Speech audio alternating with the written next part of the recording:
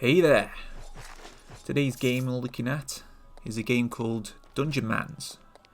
Now, Dungeonmans is a newer and more modern rogue, and it's been out a few years now. To be fair, I didn't play a great deal of it when it first came out, but I'm starting to get back into it now. And it's a very interesting game, and I'm quite enjoying it and intend to play a lot more of it in the foreseeable. So, what is Dungeonmans, and how does it differ from a classic rogue? Well, as I said before, it's done in a more traditional roguelike style, but with a modern twist. Dungeonman plays like any typical classic style roguelike. You explore dungeons, you kill monsters, you collect loot. It's got simultaneous turns and permadeath, but it's got some extra features that make it stand out amongst the crowd. Probably the main one being its legacy and upgrade system, which I'll talk about in a bit. The game's got this cool comedic style that doesn't take itself too serious. It's got silly monsters and like funny NPCs, but I wouldn't say it's like nowhere near as crazy as something like Dungeons & Dreadmore. As well as the usual combat style of a classic rogue, Dungeonmans also has a skill-based combat system with active skills and passive effects, which a character can gain as they level, and it's separated into different schools, which any character can select regardless of what class they pick to begin with. So you can experiment with different builds from about 70 different choices. It's not as deep as a game like Tales of Magiel, as each school only has a handful of skills to choose from. And the main theme in Dungeonmans is about restoring an adventuring guild back to its former glory, and they call this a Dungeonmans Academy. And this is done by completing dungeons and bringing back relics to upgrade the facilities in the academy to make the game easier. It features this huge, randomly generated overworld, and it's dotted with random dungeons and towns. And the towns themselves are used for trading. You can also upgrade those so they sell a better variety of goods. The actual dungeons themselves include ruins and swamps and various towers.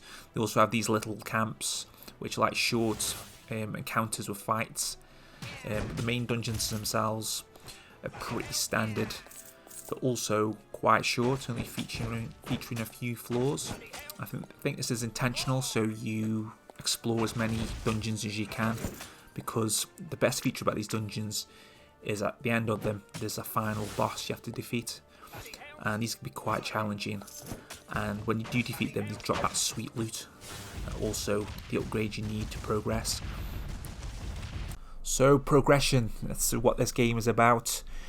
So each time one of your Dungeonmans gets killed, which will happen a lot, they leave a legacy behind, as long as you contribute something to the rebuilding of the academy. What happens with that is it makes your next run easier. So it can be minor things like having items pre-identified, bonuses on your starting equipment and resources for crafting, to more major bonuses like a vault for putting in powerful items and stat points to increase your attributes right from the start. Another cool feature of Dungeonmans is when you die, you'll leave behind a gravestone whenever you die, and your next adventurer can venture back and recover that gravestone and regain some power, sometimes an item off them. Also, the monster that's slayed your adventurer has a Slayer title as well, which I think is a really cool thing. Also, you get a statue of your dead adventurer in your Dungeonmans Academy, and they can stack up after kill after kill after kill. Let's talk about the monsters and loot. The loot in this game is really pretty generous. It drops all over the place, and there's a wide variety of different weapons and armour that you can use depending on what skill you've unlocked, and you can also upgrade these with magic effects and etc, stuff like that. For the most part, the weapons and arms pretty generic. Also, the game is pretty generous at handing out loads of different scrolls and potions, and your inventory will get full pretty fast, especially with the equipment. But this is intentional, as you're meant to go back to your academy and melt all this down into resources so you can upgrade your smithy and craft new items for your next Dungeonmans. Enemy design in this game is excellent. It's got a good variety of different creatures and monsters for you to fight, and a lot of them have like unique abilities which make the game more difficult, such as the Carpenter bee that constantly builds barricades. There's an enemy that pulls you across the map. There's one that throws bombs that you continuously have to keep avoiding.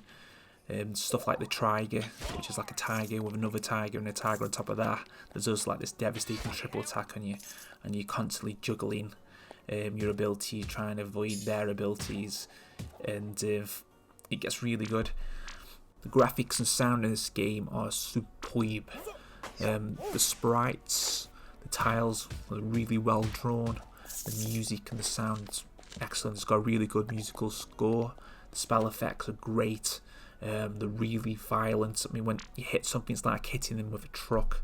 Blood splatters everywhere. There are explosions. And when you kill a boss, it's like a nuclear bomb going off. It's really over the top. Same with the level up animation. It's really cool. The keyboard and mouse interface is really slick. Same with the animations. The whole thing feels really smooth. And it's really well designed. Probably one of the better designed interface and roguelike I've played in a while. So my final thoughts on Dungeonmans, and I would say it's an excellent game, a really good roguelike. It's not overly complicated, it's not terribly difficult, although it does ramp up the further you get into the game.